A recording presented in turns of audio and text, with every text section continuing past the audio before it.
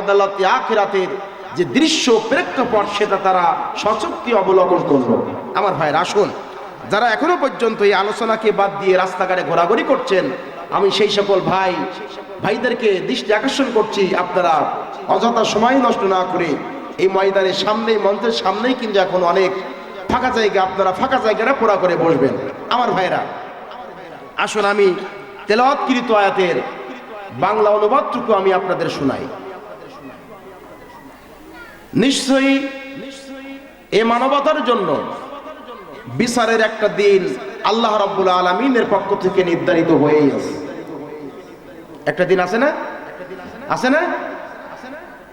2 নম্বর হলো, যেদিন সিংগাই ফুৎকার দেওয়া হবে সেদিন তোমরা দলে দলে বেরিয়ে আসবে।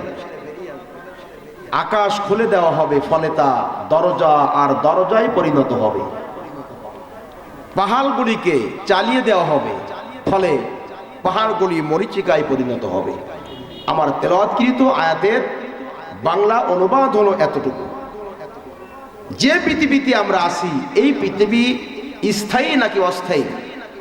একটু জবান খুলে বলুন, স্থায়ী না অস্থায়ী? আমি আপনি স্থায়ী না অস্থায়ী?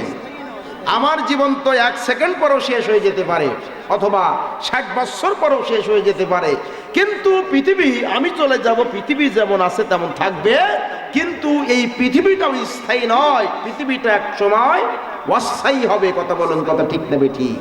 স্থায়ী হলো আল্লাহ, স্থায়ী হলো আদালতে আখিরাত।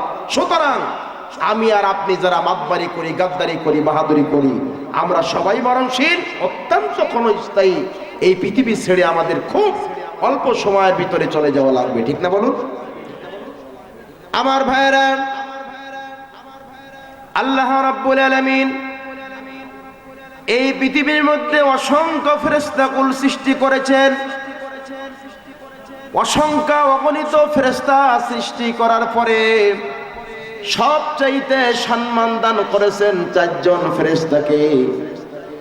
একজন হলো মালাকুল, আল্লাহর বড়ত্ব যারা ঘোষণা করবে তাদের চেহারার জ্যোতি মৃত্যুর আগ দিন পর্যন্ত নষ্ট হবে না,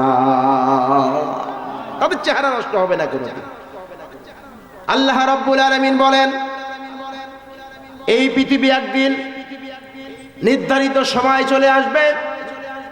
একটা মানুষ সারা মাস চাকরি করার পরে বেতন উত্তোলন করার জন্য নির্ধারিত একটা সময় যখন আল্লাহর পক্ষ থেকে চলে আসে, আমার ভাইরা, তদ্রূপ ভাবে এই পৃথিবীর একদিন হায়াত থেকে শুরু করে এই পৃথিবীর একটা নির্ধারিত সময় আছে।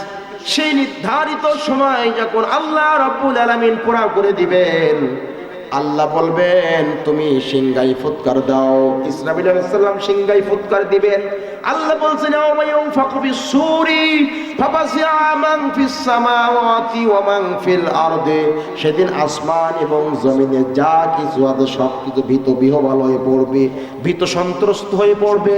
আল্লাহ রাব্বুল আলামিন অন্য জায়গায় বলছেন, ইয়া আইয়ুহান নাসু তাকু রাব্বাকুম ইন্না জালজালাতাস সাআতি শাইউন আযীম। আল্লাহু আকবার। হে মানুষ, তোমরা সেই দিবসকে ভয় করো যে কিয়ামতের প্রকম্পন হবে ভয়াবহ, যেটি আল্লাহ পাকের পক্ষ থেকে নির্ধারিত হবে। সেই আযাবটাকে, সেই দিনটাকে তোমরা ভয় করো। কি বললেন? সেটি কেমন ভয়? আল্লাহ রাব্বুল আলামিন বলছেন, ইয়াউমা তারাউনাহা তাযহালু কুল্লু মুরদিআতিন আম্মা আরদাআত ওয়া তাদউ কুল্লু যাতি হামলিন হামলা ওয়া তারান নাসা সুকারা ওয়া মা হুম বিসুকারা ওয়ালাকিন্না আযাবাল্লাহি শাদীদ।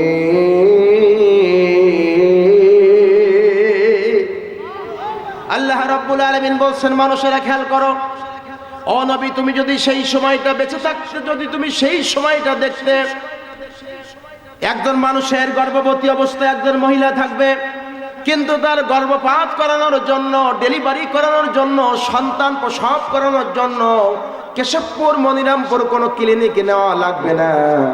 এমন একটা বিকট আওয়াজ ওঠে থাকবে আমার ভাইয়ের, আমার বন্ধুরা, আমার গর্ভবতী মহিলাদের অটোমেটিক ভাবে তার গর্ভপাত হয়ে যাবে, বাচ্চা পড়ে যাবে, কিন্তু গর্ভবতী মহিলা জানতে পারবে না অটোমেটিক্যাল ভাবে আমার কলিজার টুকরা ডেলিভারি হয়ে গেছে, বাচ্চা ডেলিভারি হয়ে পড়ে যাবে। মা এদিক ওদিক পালাতে থাকবে, ছুটতে থাকবে, হুশটুকু থাকবে না, সেন্সটুকু থাকবে না। আমার একটা বাচ্চা ডেলিভারি করে আমি সেখানে ফেলে রেখে আসছি।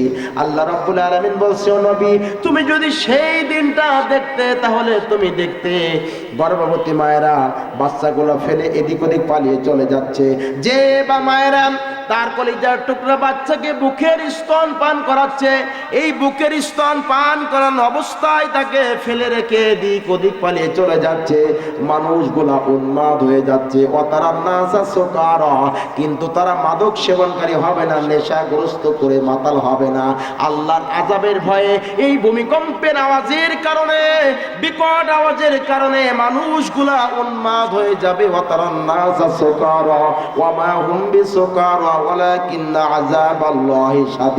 আল্লাহ রাব্বুল আলামিন বলতে, সেদিন আমার আল্লাহর আযাব বড় কঠিন আযাব হবে। কথা বলুন ঠিক কিনা? আল্লাহর আযাব সেই সমসাময়িক সময় যারা থাকবেন তারা এই প্রেক্ষাপটের ভিতরে তারা চলে যাবেন। আমার ভাইয়েরা, বোধ হয় সেই সময় যারা ক্ষমতার মস্তদে যারা থাকবে, যারা প্রাইম মিনিস্টার থাকবে, যারা জাতিসংঘের মহাসচিব বা পরিচালনা সদস্য পরিষদ যারা থাকবে, তারা বোধ হয় এই সম্মুখীন হবেন না। হবে? বন্ধুগণের, আমার ভাইয়ের, আমার খুব তাত্ত্বিক কথা খেয়াল করে শুনুন মানুষেরা। কিং কর্তব্য বিমূল হয়ে যাবে। কোন দিকে যাবে, কোন রাস্তায় যাবে? নিজের বাড়ি আছে, নিজের সন্তান আছে, কোনো হুঁশ থাকবে না, সেন্স থাকবে না, সেন্সটুকু সেদিন লেস হয়ে যাবে। আল্লাহ রাব্বুল আলামিন বলেন সূরা ইয়াসিনের ভিতরে 50 নম্বর আয়াতে কারিমা খুলে দেখবেন, ফালা ইয়াস্তাতিউনা তাওসিয়াতাও ওয়ালা ইলা আহলিহিম ইয়ারজিউন। কেউ বা থাকবে বাজারে, ওই বাজার থেকে আর বাড়ি আসতে পারবে না। কেউ বা থাকবে মাঠে ময়দানে, ওই মাঠ থেকে সে আর বাড়ির মধ্যে আসতে পারবে না। কেউ বা থাকবে মেহমান বাড়িতে, ওই মেহমান বাড়ি থেকে আর নিজের বাড়ি আসতে পারবে না। ফালা ইস্তাতিউনা তাওসিয়াতাও ওয়ালা ইলা আহলিহিম ইয়ারজিউন। এবং কোনো ওসিয়াত করতে পারবে না, নিজের সন্তানের সঙ্গে দেখা করতে পারবে না, নিজের স্ত্রীর সঙ্গে দেখা করতে পারবে না, আপনজনদের সঙ্গে দেখা হবে না।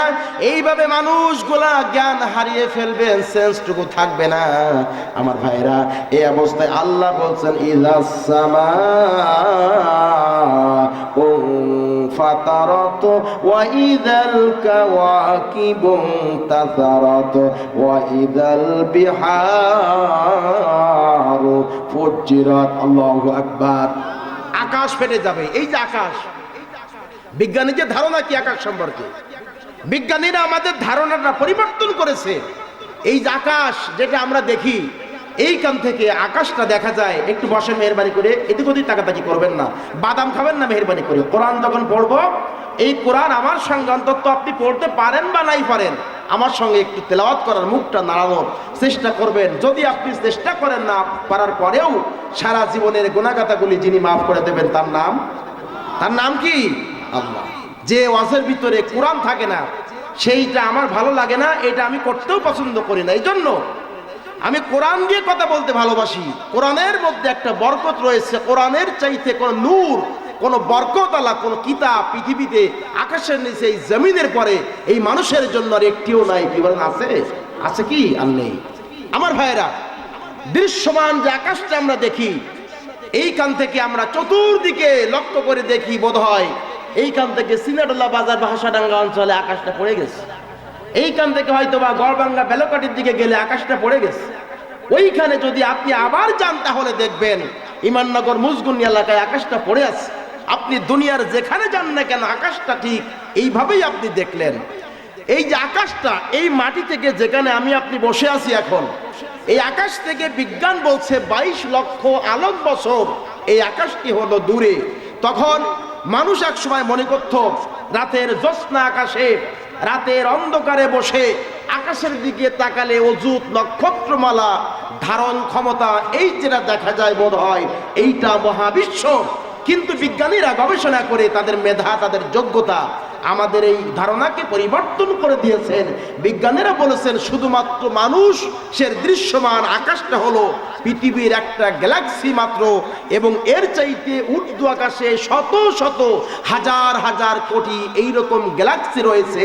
এ ধরনের গ্যালাক্সির সংখ্যা কত কোটি হবে, কত হাজার কোটি হবে বিজ্ঞানীরা ধারণা করেছেন, কিন্তু অ্যাকুরেট করে কেউ রয়েছে। নিউটন গবেষণা করলো আপেলটি কেন গাছ থেকে জমিনের দিকে পড়ে গেল, নিচের দিকে কেন পড়ে গেল, আপেলটা উপরের দিকে ঊর্ধ্ব আকাশে কেন চলে যেতে পারলো না। আমার ভাইয়েরা, বিজ্ঞানী নিউটন গবেষণা করলো শুধুমাত্র ছোট্ট একটা আপেলকে কেন্দ্র করে গবেষণা করে তিনি বৈজ্ঞানিকভাবে মধ্যাকর্ষণ শক্তি প্রমাণ করেছেন। আর কোরআন যখন আমার আল্লাহ নাযিল করেছেন, মধ্যাকর্ষণ শক্তির কথা আমার আল্লাহ কোরআনুল কারীমের ভিতরে বয়ান দিয়েছেন, বক্তব্য দিয়েছেন। আমার বন্ধুগণ, মধ্যাকর্ষণ শক্তি আছে বিদায় পাহাড় কায়েম আছে, সদিলও আছে। আল্লাহ রাব্বুল আলামিন যদি এই মধ্যাকর্ষণ শক্তিকে তৈরি না করতেন, পাহাড়গুলি দৃঢ় থাকতো না, পাহাড়গুলি ওজন স্তর হয়ে হারিয়ে যেত।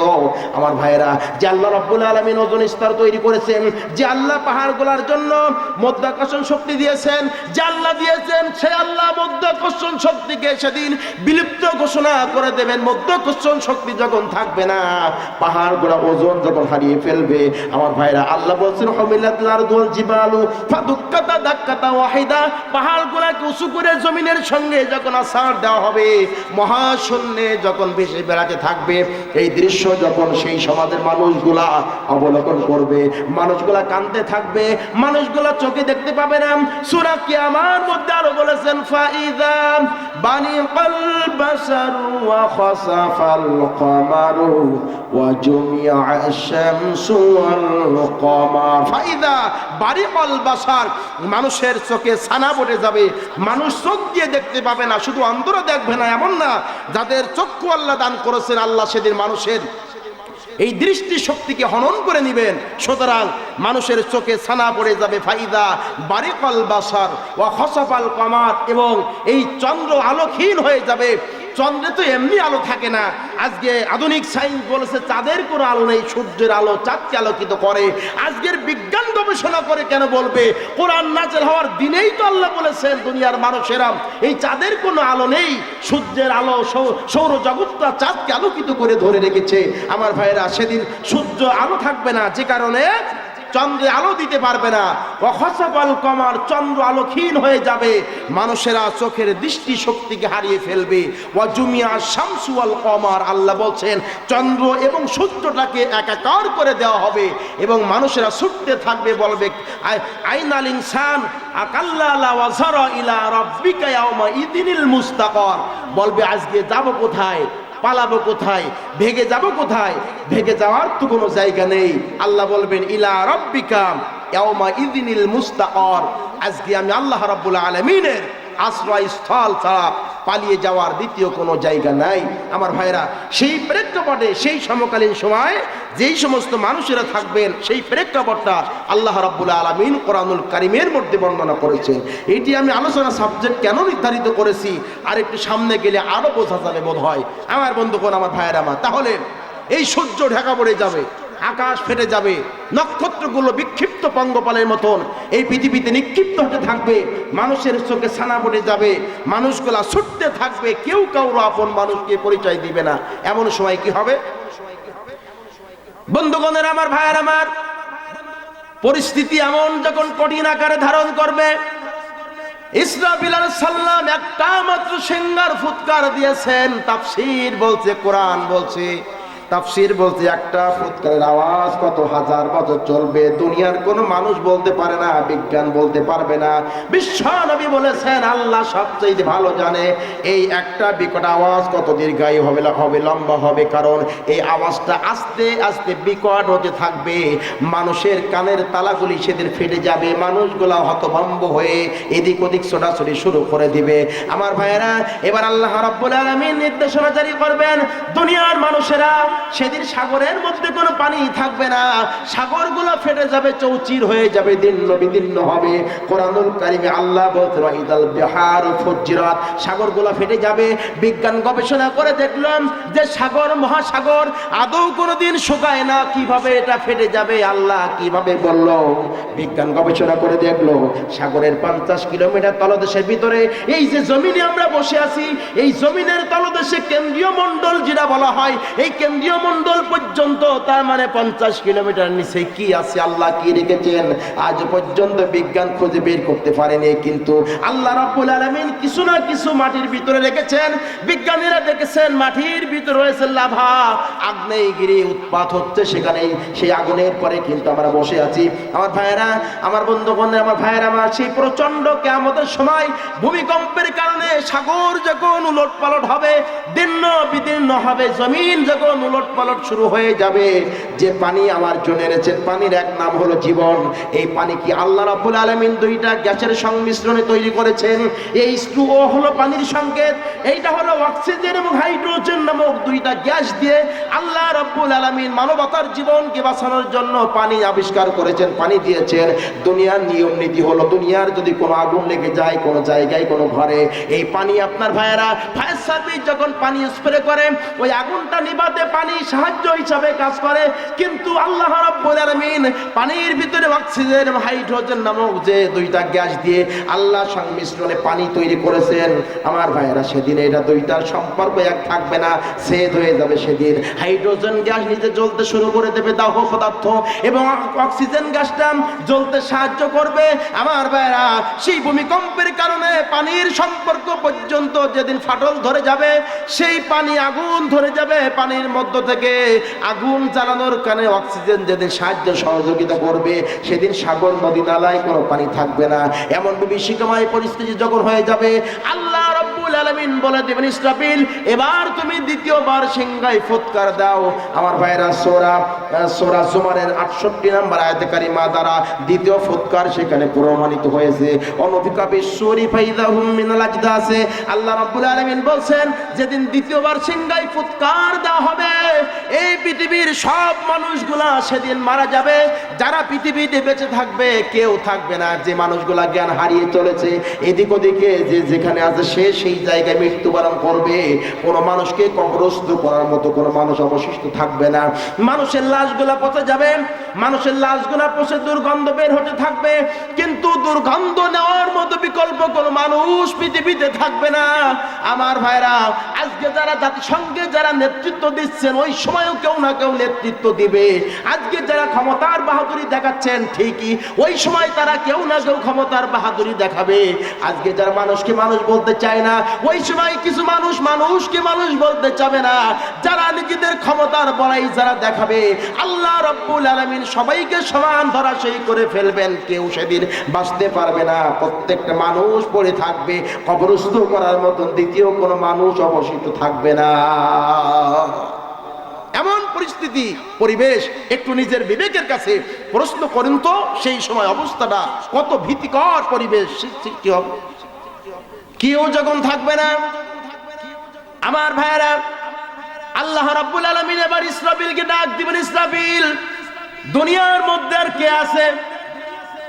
ইসরাফিল বলবেন, আল্লাহ দুনিয়ার মধ্যে আর কেউ নাই, যত মানুষ ছিল সব মানুষের মৃত্যু হয়ে গেছে, সবগুলা পড়ে আছে। আল্লাহ এখন তুমি, শুধুমাত্র তুমি আর তোমার রহমতের ফেরেশতা ছাড়া দুনিয়ার মধ্যে কেউ নাই।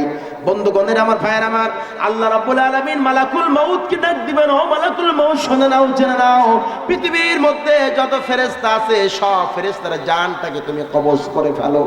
জানটা কবজ করে নেওয়ার পরে আল্লাহ রাব্বুল আলামিন বলবেন, এবার মালাকুল মউত এই পৃথিবীর মধ্যে আর কে কে বেঁচে আছে বলো। বলবেন, বলে কয় জমির আলী তুমি তাহাজ্জুদ নামাজ পড়ো কেমনে, তোমার বাড়ি নেই, ঘর নেই? তো বলে তাহাজ্জুদ নামাজ পড়ার সময় আমি যখন সেজদায় যাই তখন একটু অন্যের জমির পানি কাটিয়ে আমার জমিতে ঢুকাই নিছি, অন্যের জমির পানি কাটিয়ে আমার আল দিয়ে আমার জমিতে ঢুকাই নিছি। আমার ভাইয়েরা, আল্লাহ রাব্বুল আলামিন বলছেন, মানুষকে আমি সৃষ্টি করেছি, খলাকতাল ইনসান ওয়া না'লামু, আমি জানি মা তুওয়াসু বিহি নাফসু, মানুষ তার অন্তর দিয়ে কি পরিকল্পনা করেছে, কি ষড়যন্ত্র করবেন, কার চলার পথকে গতিরোধ করবেন, আগামীকাল কি করবেন মর্মে তার অন্তরের ভিতরে কল্পনা করেছেন, জল্পনা করেছেন। এই ফেব্রুয়ারি মাসের 29 তারিখে তিনি কি করবেন, কোথায় যাবেন, কার কাছ থেকে আত্মসাৎ করবেন, কার জমি ফাঁকি দিয়ে নিবেন, কাকে ওজনে কম দিবেন, কার সম্পদ লুট করে নিবেন, এই অন্ধকার রাতে কাকে রাস্তার মধ্যে দাঁড় করিয়ে গাড়িগুলা ছিনতাই করে নেবেন, এখনো পর্যন্ত করেনি।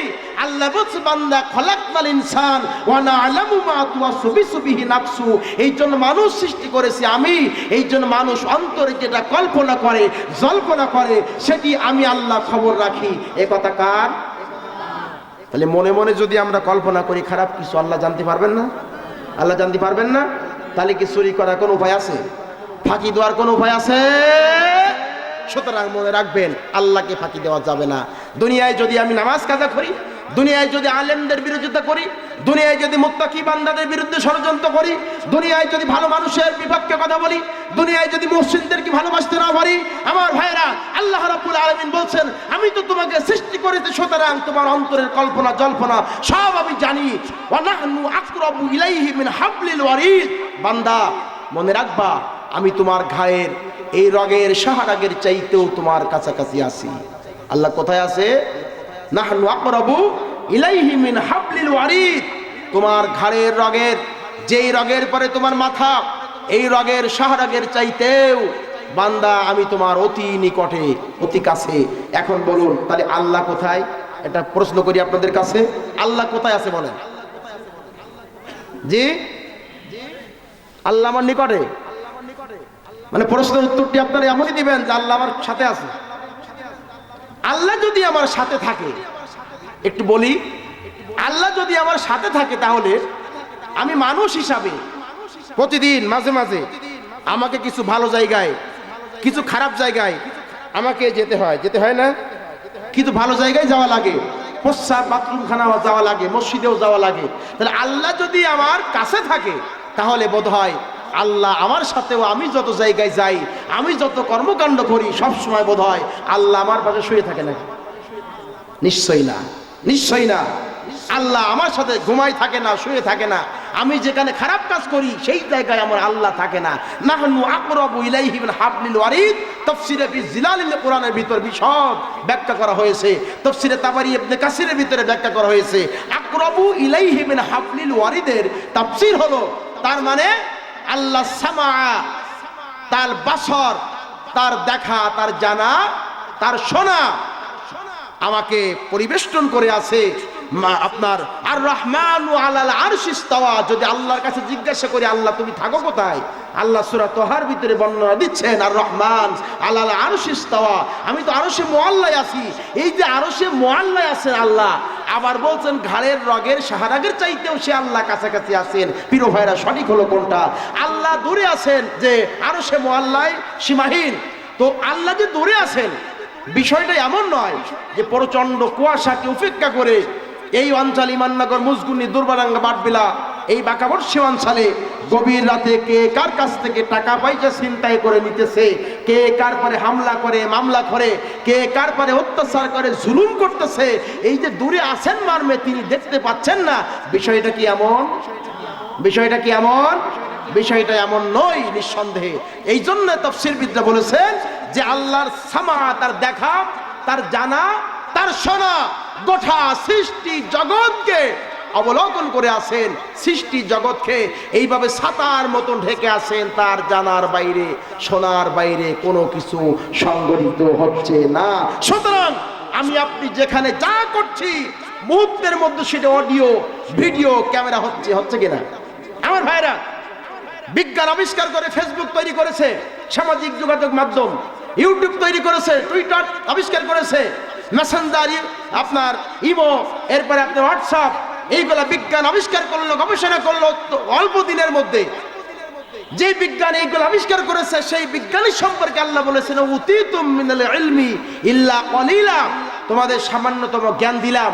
এই সামান্যতম জ্ঞান দিয়ে যদি আমার আল্লাহ, মানুষ যদি উড়োজাহাজ তৈরি করতে পারে, রকেট আবিষ্কার করতে পারে, ইউটিউব তৈরি করতে পারে, ফেসবুক, টুইটার, মেসেঞ্জার, হোয়াটসঅ্যাপ, এইগুলো যদি আবিষ্কার করতে পারে, আমার ভাইরা ইমেজ যদি তৈরি করতে পারে, মুহূর্তের মধ্যে একটা চিঠি একটা কথা যদি আদান প্রদান করা যায় দুনিয়ার যে কোনো জায়গায় হোক না কেন, এইটা যদি সামান্য জ্ঞান দিয়ে আল্লাহ করতে পারে, গোটা মানবতার দুনিয়ার চরিত্র, মানুষের চরিত্র মুহূর্তের মধ্যে আল্লাহ ফেরেশতা দিয়ে অডিও ভিডিও করে বোধহয় রাখতে তিনি কষ্টকর নাকি রাখতে পারেন? মনে রাখতে হবে।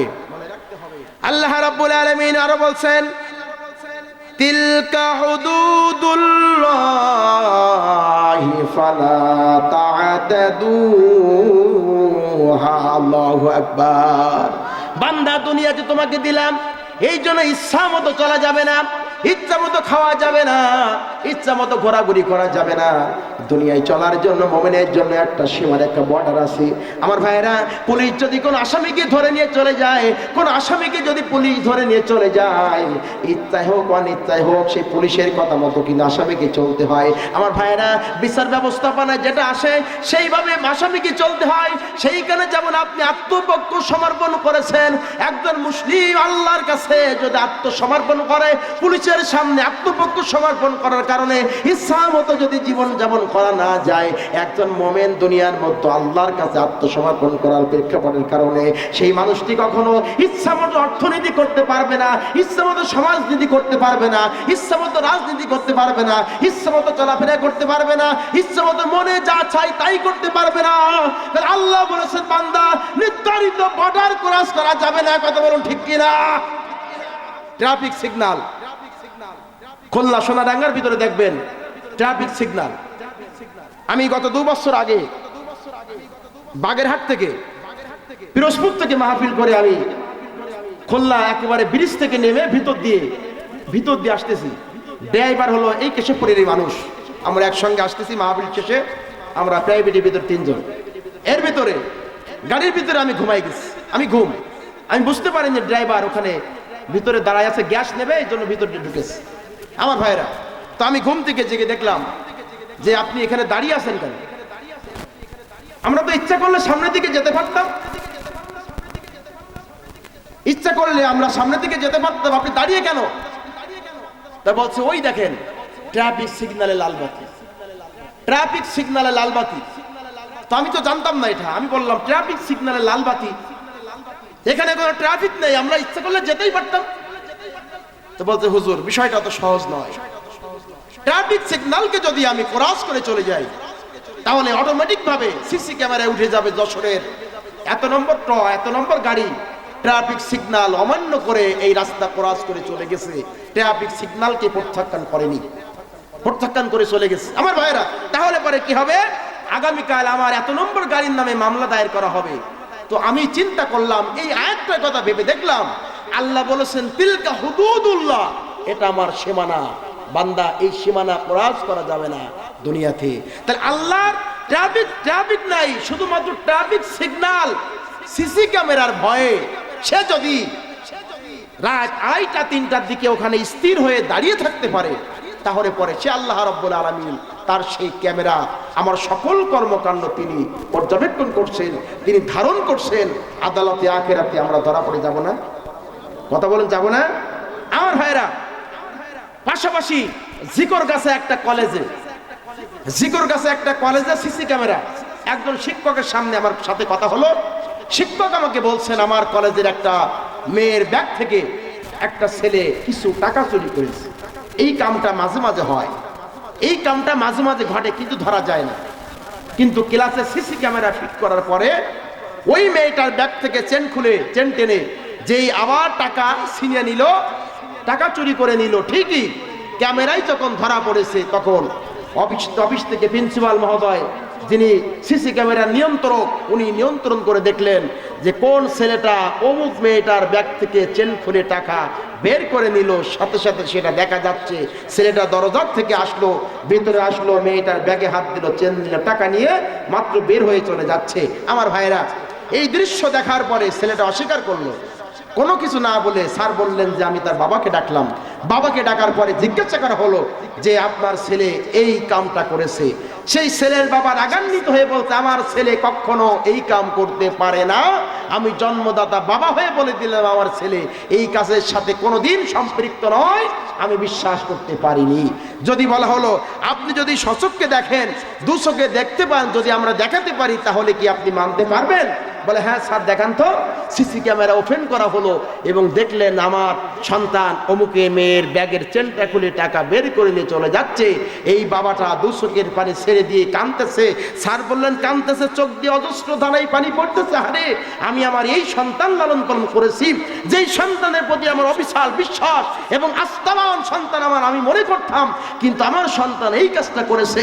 দুনিয়ার সিসি ক্যামেরায় যদি বাবা লজ্জিত হতে পারে তার সন্তানের টাকা চুরি করার একটা সামান্য অপরাধ নিয়ে, সেই আদালতে আখেরাতে সেই ক্যামেরা আল্লাহ রাব্বুল আলামিন ওপেন করে দেবেন। এটা বোধহয় কঠিন হবে না?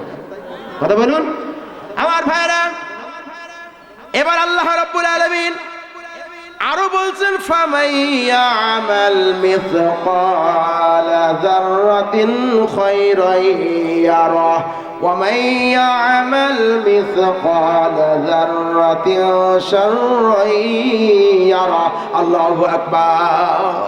এই পৃথিবীতে যদি আপনি একটা অনুপরিমাণ ভালো কাজ করেন, সরিষার দানা পরিমাণ, সেটিও আপনি আদালতে আখিরাতে দেখবেন। যদি আপনি সরিষার দানা পরিমাণ একটা খারাপ কাজ করেন, সেটিও আল্লাহ আদালতে আখিরাতে আপনাকে দেখানো হবে। এই কথা কি আপনি বিশ্বাস করেন? এই কথা কি আপনি বিশ্বাস করেন? এই জন্য হযরত লোকমান আলাইহিস সালাম তিনি কোন নবী ছিলেন না, তিনি কোন পয়গম্বর ছিলেন না। হাদিসে বর্ণনা করা হয়েছে, ইন্নাহু কানা আবদান সালিহান, তিনি একজন নেক বান্দা ছিলেন, সৎ সন্তান ছিলেন। আমার ভাইরা আবেদ মানুষ ছিলেন। আল্লাহ রাব্বুল আলামিন তার সন্তানদেরকে, লোকমান আলাইহিস সালাম সন্তানদেরকে সামনে ডাকলেন। আমার ভাইরা সন্তানগুলাকে বললেন, বাবা আমার সামনে বসো, আমি বাবা তোমাদেরকে ওসিয়াত দেব, কিন্তু উপদেশ আমি করে যেতে চাই। আল্লাহ রাব্বুল আলামিন সেই ওসিয়াতগুলো, উপদেশগুলো শুনলেন। আল্লাহর কাছে আদর্শ জাতি গঠন করার জন্য আল্লাহর কাছে এত চমৎকার বলে মনে হয়েছিল সেই লোকমান আলাইহিস সালামের উপদেশগুলো, ওসিয়াতগুলো আল্লাহ রাব্বুল আলামিন লোকমানের নামে কোরআনুল কারীমের মধ্যে একটা সূরাকে কোট করে দিলেন। শুধু সূরাগুলো না, সূরা না, আল্লাহ রাব্বুল আলামিন লোকমান আলাইহিস সালামের 9টা ওসিয়াত সন্তানের জন্য কোরআন শরীফের ভিতরে কোট করে দিয়েছেন। বলো সুবহানাল্লাহ। তার ভিতরে অন্যতম হলো, ইয়া বুনাইয়া ইন্নাহা ইয়ানতাকু মিসকালা হাববাতিন মিন খারদালিন ফাতাকুন ফি সাখরাতিন আও ফিস সামাওয়াতি আও ফিল আরদি ইয়াতি বিহাল্লাহ ইন্নাল্লাহা লাতীফুন খাবীর। আল্লাহু আকবার। সন্তানকে বলে, বাবা আমার সামনে বসো। ইয়া বুনাইয়া ইন্নাহা ইয়ানতাকু মিসকালা হাববাতিন মিন খারদালিন, এই পৃথিবীতে তুমি যদি একটা সরিষার দানা পরিমাণ অথবা ওর চাইতে ছোট কোনো অন্যায় করো, যদি অপরাধমূলক কোনো কাজের সঙ্গে তুমি জড়িত হও, সেটা যদি পাথরের ভিতরে চাপা পড়ে যায়, অথবা আও ফিস সামাওয়াতি আও ফিল আরদি ইয়াতি বিহাল্লাহ, জমিনের ভূগর্ভের ভিতরে যদি চাপা পড়ে থাকে, তাহলে সেই ছোট্ট অন্যায় এবং অপরাধটিও আদালতে আখেরাতে আল্লাহ রাব্বুল আলামিন সেটি তোমার সঙ্গে উপস্থিত করবেন। আমার ভাইরা, আমরা আমাদের সন্তানগুলাকে আদর্শ মানুষ বানাতে চাই। আজকে মাদ্রাসার ময়দানে মাহফিল, সন্তানগুলো আদর্শ এমনি হয় না, এলেম থাকতে হয় সন্তানদের ভিতরে। সন্তানদেরকে ছেলে হোক মেয়ে হোক, আল্লাহর দ্বীনের জ্ঞান, দ্বীনের সহি বুঝ তাদের ভিতরে দিতে হবে। সন্তানগুলাকে আমরা কোনোদিন একদিন বলতে পেরেছি কিনা, বাবা ওই অন্যায় কাজটা করো না, ওটা গুনার কাজ, তুমি যদি এই খারাপ কামটা করো আদালতে আখেরাতে আল্লাহর সামনে তোমাকে জবাবদিহি করতে হবে। সন্তান কি এমনি ভালো হয়? সন্তান এমনি ভালো হয় না। লোকমান আলাইহিস সালাম নবী না, রাসূল না, একজন নেক বান্দা সন্তানকে ডেকে ওসিয়াত করলেন। আল্লাহর কাছে এত বড় ভালো লেগেছে, ভালো লাগার কারণে আল্লাহ রাব্বুল আলামিন সেই কথাগুলো 9টা উপদেশ কোরআনুল কারীমের মধ্যে কোট করে দিলেন। আমি আরো কয়েকটা উপদেশ একটু বলতে চাই। আমার ভাইরা, তিনি ডাকলেন, ইয়া বুনাইয়া ইন্নাহা ইয়ানতাকু মিসকালা হাববাতিন মিন খারদালিন ফাতাকুন ফি সাখরাতিন আও ফিস সামাওয়াতি আও ফিল আরদি ইয়াতি বিহাল্লাহ ইন্নাল্লাহা লাতীফুন খাবীর। এরপর ইয়া বুনাইয়া আকিমিস সালাতা, হে আমার সন্তান খবরদার নামাজ ছেড়ে দিও না কোনোদিন। ইয়া বুনাইয়া আকিমিস সালাতা, নামাজ ছেড়ে দিও না কোনোদিন। আকিমিস সালাতা ওয়া আমুর বিল মারুফ আর তুমি সৎ কাজের আদেশ দিতে থাকো, ওয়ানহা আনিল মুনকার, আর মানুষেরা যেন খারাপ কাম সমাজে করতে না পারে, খারাপ কাজ থেকে মানবতাকে দূরে রাখার জন্য সেই আন্দোলন তুমি পৃথিবীতে করতে থাকবা। আমরা আমাদের সন্তানদেরকে কোনোদিন বলতে পেরেছি কিনা, বাবা তুমি কি জোহরের নামাজ পড়েছো, তুমি কি আসরের নামাজটা আদায় করেছো, হে বাবা তুমি কি খারাপ কাজ করেছো না ভালো কাজ করেছো, আজকে কয়টা খারাপ কাজ করেছো, কয়টা ভালো কাম করেছো, আমি বাবা আমাকে একটু শোনাও। আমরা কি সন্তানদেরকে কোনোদিন বলতে পেরেছি সৎ কাজের আদেশ এবং অসৎ কাজের নিষেধ করবা? লোকমান আলাইহিস সালাম সন্তানকে এই ওসিয়াতগুলো করেছেন, উপদেশগুলো করেছেন। এরপরে আল্লাহ রাব্বুল আলামিন বলেন, ওয়ালা তুসাইর খাদ্দাকালিন আকিমিস ওয়া'মুর বিল মা'রুফ ওয়া নাহি আনিল মুনকার। এর ভাইটা কি জানো, ওয়াসবির আলা মা আসাবাক। এরপর আল্লাহ বলছেন এই তিনটা কাজ করতে লোকমান আলাইহিস সালাম সন্তানদেরকে যে এই আয়াতে তিনটে উপদেশ দিলেন, এই তিনটে উপদেশ করতে হলে ওয়াসবির ধৈর্যের সাথে মোকাবেলা করতে হবে আলা মা আসাবাক। কারণ সৎ কাজের আদেশ যখন সে করতে যাবে, অসৎ কাজের নিষেধ যখন সে করতে যাবে, তারপরে অত্যাচার হবে, জুলুম হবে। তার মানে এই জায়গায় যারা গানের আয়োজন করবে, প্যান্ডেল যারা করবে, সেই সমাজের এমন কিছু প্রতিপত্তিশালী মানুষ, এই সমাজে এমন কিছু ক্ষমতাবান মানুষ, যেই মানুষের সামনে আমার মতো মসজিদের ইমাম, আমার মতো ওয়াইজ, আপনার মতো ইমানদার মানুষ তাদেরকে নিষেধ করতে পারবেন না। নিষেধ করলে আপনার বিরুদ্ধে অভিযোগ হবে, দায়ের করা হবে। আমার ভাইরা, এই জন্য এই কাজগুলো করতে হলে যে আল্লাহর পক্ষ থেকে বিপদ আসে, সেটিও আল্লাহ কোরআন শরীফের মধ্যে বলেছেন। এই জন্য আসুন আমরা আমাদের সন্তানদেরকে আদর্শ সন্তান হব। সন্তান যদি আদর্শ হয়, বাবা হবে আদর্শ, আদর্শ বাবার আদর্শ সন্তান পৃথিবীতে হবে। আমার ভাইরা, লোকমান আলাইহিস সালামের বাকি আরো 6টা ওসিয়াত এই পরপর সূরা লোকমানের ভিতরে আছে, আপনারা পড়বেন। আমি ওদিকে যাচ্ছি না, আজকে এই কথাগুলো লাইনচ্যুতভাবে আমি কথাগুলো আপনাদেরকে বললাম। আমার ভাইরা, জি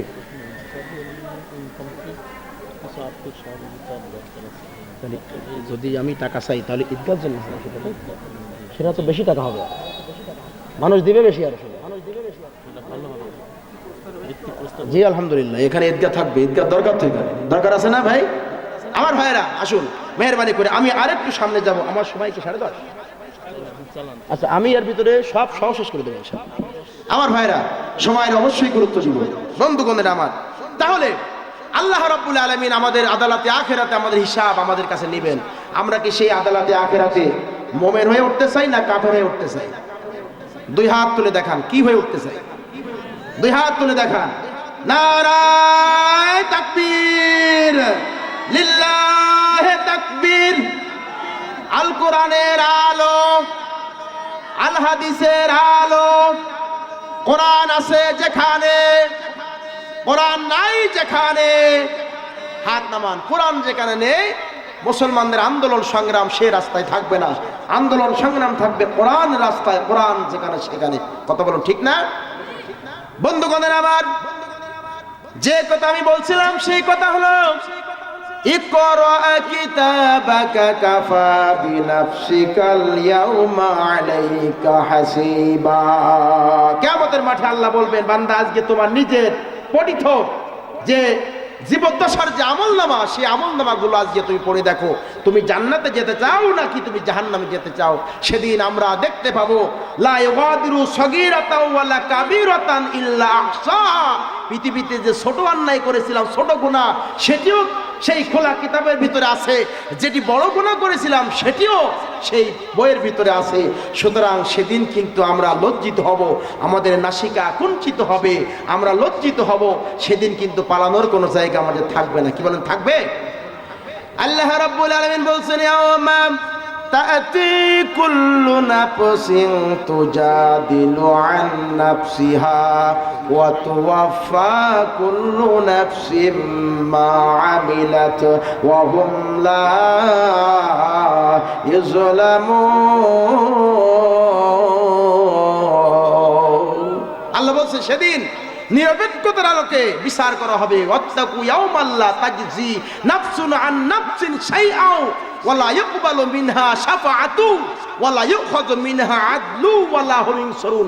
অন্য আয়াতে আল্লাহ বলেন, এই বিচারালয়ে আল্লাহ রাব্বুল আলামিন যখন বিচার করবেন মানবতার জন্য, কারো পক্ষ থেকে কোনো ঘুষ নেওয়া হবে না, কারো পক্ষ থেকে কোনো উপঢৌকন নেওয়া হবে না। উপঢৌকন ছাড়া নিরপেক্ষতার আলোকে আল্লাহ রাব্বুল আলামিন পক্ষপাতিত্ব ছাড়াই তিনি সুবিচার কায়েম করবেন। এ কথা কে বলেছেন? এ কথা কে বলেছেন? জবান ছেড়ে বলুন, কে বলেছেন? আল্লাহর কথা। আমার ভাইরা, সেদিন সেই বিচারের মাঠে আমরা কাফের হয়ে উঠতে চাই না। যারা কাফের থাকবে তাদের মুখটা কালো হবে। কি হবে? আল্লাহ রাব্বুল আলামিন বলছেন, যারা সেদিন কাফের থাকবে তাদের চেহারার মধ্যে কোনো নূর পাওয়া যাবে না, তাদের চেহারা থাকবে কালিমা মাখা। কাফেররা তাদের চেহারা কালিমা মাখা চেহারা নিয়ে সেজে উঠতে থাকবে।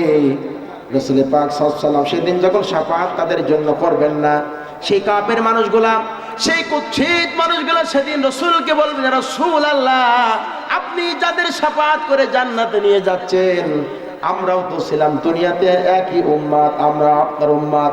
আপনি যাকে নিয়ে যাচ্ছেন জান্নাতে, একই পাড়ার মানুষ ছিলাম আমি, একই বসবাস করতাম একই বিল্ডিং এ, একই মহল্লার মানুষ ছিলাম। আজকে আপনি আমাকে শাফাআত না করে ওকে করে জান্নাতে নিয়ে চলে যাচ্ছেন। ইয়া রাসূলুল্লাহ, আমি কি অন্যায় করেছি, অপরাধ করেছি?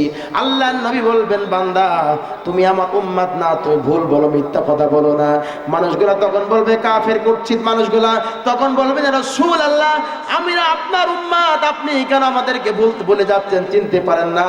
আল্লাহ রাসূল বলবেন, না, কোনোদিন কোশ্চিন কালেও তোমরা আমার উম্মত হতে পারবা না।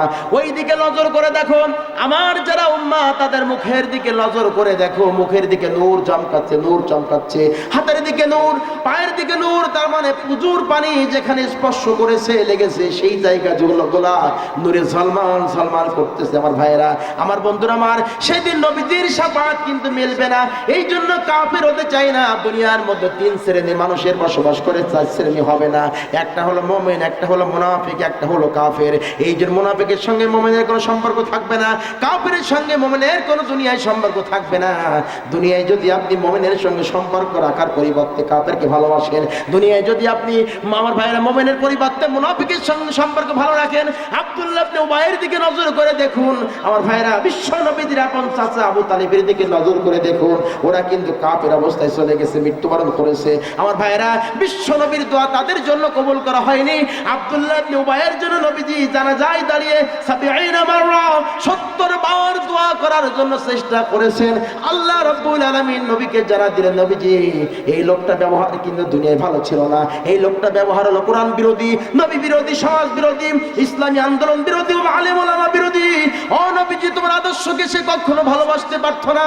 আমার ভাইরা, এই জন্য আল্লাহ রাসূল তাকে এত ভালোবাসতেন, 70 মাররা 70 বার দোয়া করার জন্য রাসূল প্রস্তুতি নিলেন।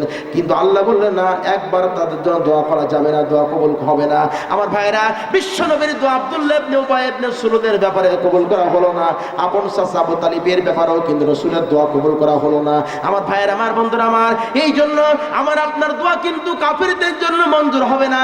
তাদের ভিতরে যে গুণাবলী ছিল, এই গুণাবলী যদি আমার মধ্যে আপনার মধ্যে থাকে, তাহলে কিন্তু দোয়া কবুল হবে না। যেহেতু বিশ্ব নবীর দোয়া কবুল হয়নি, আমার ভাইরা, এই জন্য দুনিয়ায় জীবন যাপন করতে হবে আর চিন্তা করতে হবে, আর দুনিয়া মাজরাতুল আখিরা, দুনিয়া হলো আখিরাতের ক্ষেতস্বরূপ। আদালতে আখিরাতে গোটা মানবতার জীবনের হিসাব আমার আল্লাহর কাছে দিতে হবে। কথা বলুন ঠিক কিনা? সেদিন সন্তান বাবার পরিচয় দিবে না, বাবা সন্তানের পরিচয় দিবে না, ভাই ভাইয়ের পরিচয় দিবে না। আজকে বন্ধু বন্ধুর পরিচয় দেয়, বন্ধু ছাড়া বন্ধু চলতে পারে না, সন্তান ছাড়া বাবা চলতে পারে না, বাবা ছাড়া সন্তান চলতে পারে না। সেদিন ইয়াউমা ইয়াফিরুল মারউ মিন আখি, আজকে ভাইয়ের জন্য ভাই জীবন দিতে প্রস্তুত, কিন্তু ভাই সেদিন ভাইয়ের পরিচয় দিবে না। আমার ভাইরা, সেদিন আমাদের সকলের সেই প্রেক্ষাপটের সম্মুখীন আমাদের মুখোমুখি হতে হবে কিনা? কথা বলুন। কিন্তু এই পৃথিবীতে আমরা এমনভাবে জীবন চালাবো, জীবন পরিচালনা করব, যাতে আল্লাহ রাব্বুল আলামিন আদালতে আখিরাতে আমরা হাসতে হাসতে আল্লাহর জান্নাতের মেহমান হয়ে যেতে পারি। রাজি আছেন সবাই? আমার ভাইরা, মনে রাখবেন, হুঁশ থাকতে ফরজ নামাজ নষ্ট করে দিবেন না। রমজান এক মাসের কিন্তু আজকে একদিন কম হয়ে গেল, তার মানে 29 দিন পরে কিন্তু পবিত্র মাহে রমজান মাস শুরু। রমজান মাসে রোজা, রাসূলুল্লাহ সাল্লাল্লাহু আলাইহি ওয়াসাল্লাম তিনি রজবের চাঁদ দেখা মুহূর্তে দোয়া পড়তেন, আল্লাহুম্মা বারিক লানা ফি রজব ওয়া শাবান ওয়া বাল্লিগনা রমাদান। আল্লাহ, রজব আর শাবানে বরকত দান করো, আর আমাকে পবিত্র মাহে রমজান পর্যন্ত হায়াতে তাইয়্যিবা সিহাতে কুল্লিহা দান করো। রাসূল যদি এই দোয়া করতেন, উম্মতের পরে এই দোয়া করা কিন্তু সুন্নাত। আমার ভাইরা, আসল মেহেরবানি করে জীবনের সকল ক্ষেত্রে এই ইসলামটাকে আমরা মেনে নেব।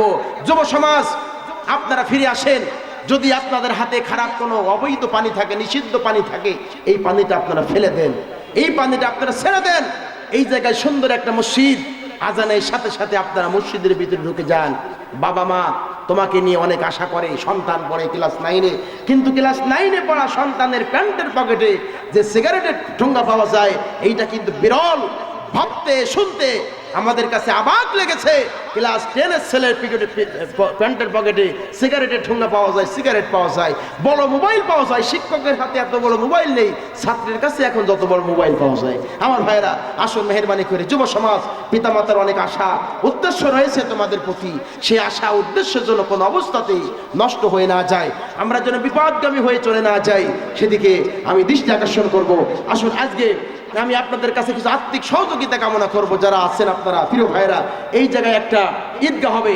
এই যে মাদ্রাসার যিনি জমিদাতা আমার পাশে বসে আছেন, জমিদাতা যিনি আমার পাশে বসে আছেন, ওনার আরো একটা ভাই আমাদের শহীদুল ইসলাম স্যার, আসলে আমাদের